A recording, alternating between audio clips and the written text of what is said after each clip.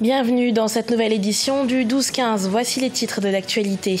L'UDPS dévoile son projet de société en République démocratique du Congo. Le parti mené par Félix Tshisekedi compte mobiliser 86,71 milliards de dollars pour vaincre la pauvreté s'il est élu.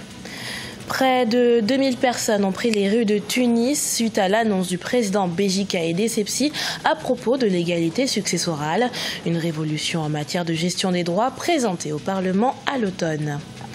Et au Sénégal se tient jusqu'à ce 11 août le tournoi national des jeunes. Plus de 400 jeunes sont attendus à Dakar pour cette compétition de basketball parrainée par l'international sénégalais Gorgui Sy Dieng. Mais tout d'abord, avant de développer ces titres, les résultats de la présidentielle sont désormais connus au Mali.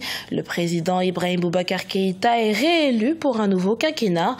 Selon les dernières informations, il a obtenu plus de 67% des voix face à Soumaïla Cissé, qui, quant à lui, a été crédité de 32,83%. Le chef de file de l'opposition, qui avant même la proclamation des résultats, les contestait. Cette victoire va non sans rappeler le second tour de la présidentielle de 2013 où les deux hommes s'affrontaient déjà. Un second tour qui avait été remporté par le président Ibrahim Boubacar Keïta. Les résultats de cette élection doivent à présent être validés par la Cour constitutionnelle.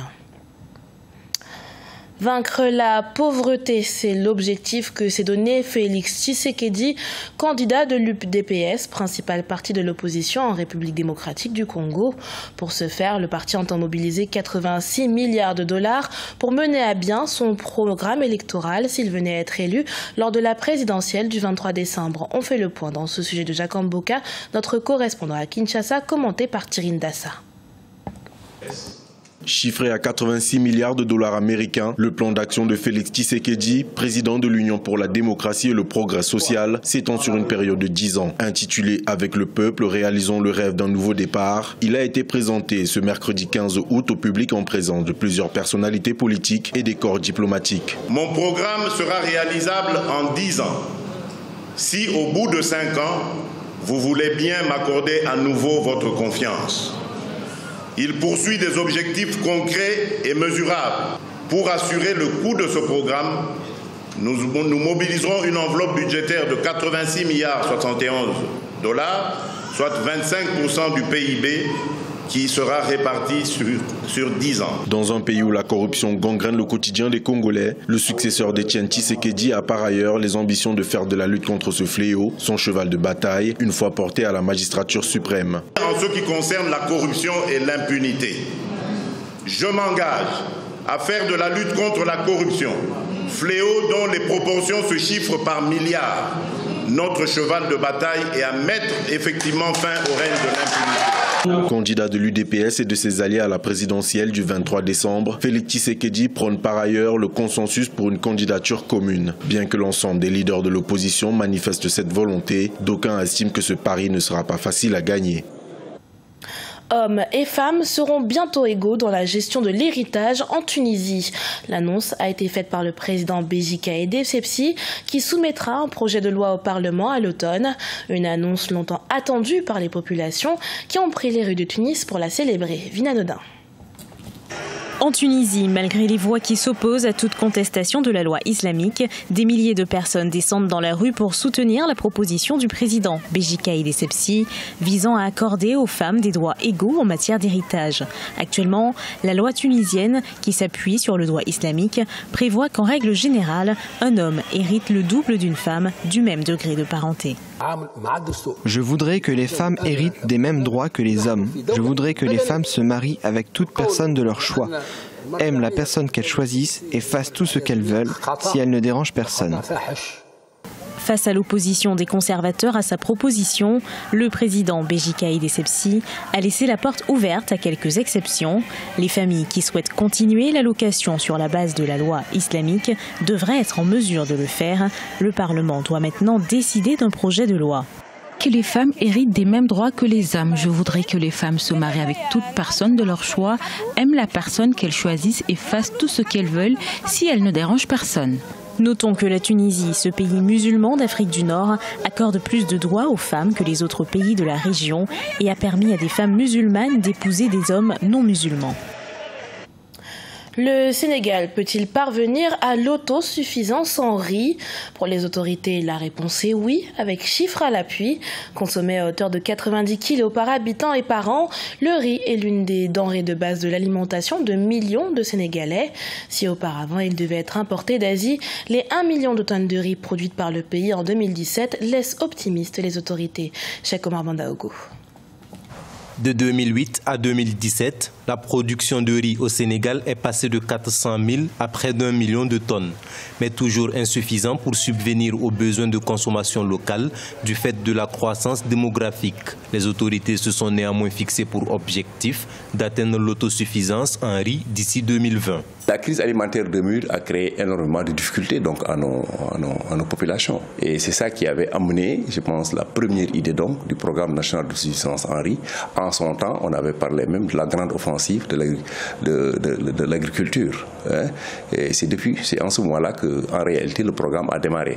Mais il faudrait dire que de 2008 donc, à 2012, les résultats ont été en deçà, en réalité, donc, des objectifs donc, qui avaient été fixés. On n'avait pas beaucoup avancé. Initié par l'ancien président Abdoulaye Wade et poursuivi par l'actuel Macky Sall, le plan gouvernemental visant à promouvoir l'agriculture et l'autonomie dans la production alimentaire a permis entre autres de creuser des canaux d'irrigation et de mettre à la disposition des producteurs à un prix accessible des engrais et des engins. Maintenant, nous pouvons travailler sur 40 hectares et avec la machine, nous pouvons le faire en 2 ou 3 jours, alors qu'auparavant, quand nous le faisions à la main, cela nous prenait 1 mois. Cette machine est vraiment incroyable. Si les consommateurs préfèrent le riz produit au niveau local, les commerçants, eux, affirment que la différence avec le riz importé se situe principalement au niveau du prix, le riz local étant plus cher. Comment réduire le chômage des jeunes endémiques à Madagascar? À Diego Suarez, cité côtière dans le nord de l'île, les autorités tentent d'enrayer ce phénomène par la formation. Confrontée à des rivalités territoriales et à l'engouement grandissant autour du CAT, la ville, en offrant à d'anciens délinquants des formations professionnelles, voit également son insécurité baisser. Un sujet de la rédaction. Des gangs au BTP et aux technologies, il n'y a qu'un pas pour des jeunes de Diego Suarez, ville du nord de Madagascar. Autrefois gangrénée par l'insécurité, la ville, en partenariat avec l'OIT, Organisation internationale du travail, a mis en place en 2016 un centre de formation. Le BIT a apporté le fonds nécessaire, que ce soit en matière de la formation théorique, que ce soit en formation pratique, que ce soit un kit de démarrage une fois que ces jeunes sortent du centre. L'électromécanique, les moteurs à combustion, la tôlerie, l'infographie, la menuiserie ou encore la maçonnerie de pierre. Plus de 200 jeunes sont passés par le Sécren pour y apprendre ces différentes compétences. Parmi eux, José Poueli, qui a délaissé ses anciennes habitudes de délinquant pour créer son entreprise de réparation de bateaux de pêche traditionnels. Mon père construisait des bateaux en bois et je voulais faire la même chose que lui. Autrefois connu pour son attrait touristique, Diego Suarez fait avec ce projet une pierre deux coups en évitant la prison à de nombreux jeunes, mais aussi en améliorant sa situation sécuritaire.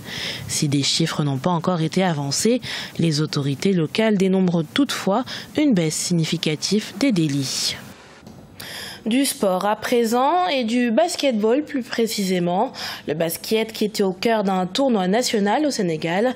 Jusqu'au 18 août, plus de 400 jeunes s'affronteront à l'initiative de la Fédération sénégalaise de basket. Une édition placée sous le parrainage du joueur sénégalais de NBA, Gorgui Sy Dieng. Reportage de la Jindiaï, notre correspondant à Dakar.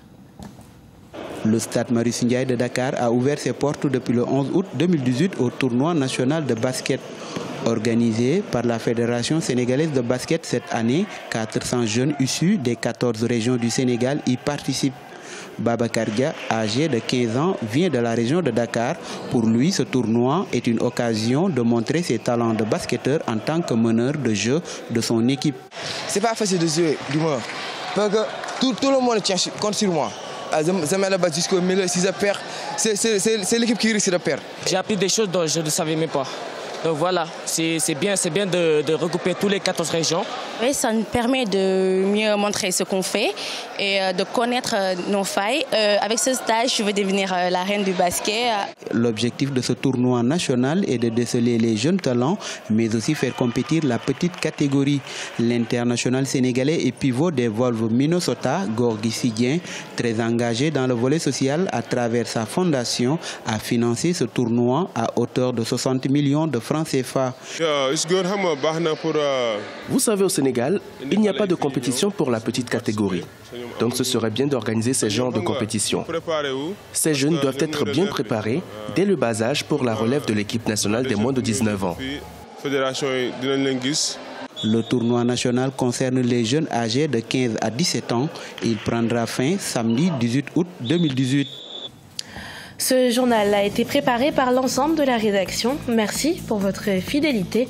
Dans un instant, une nouvelle édition de l'actualité sur Africa 24.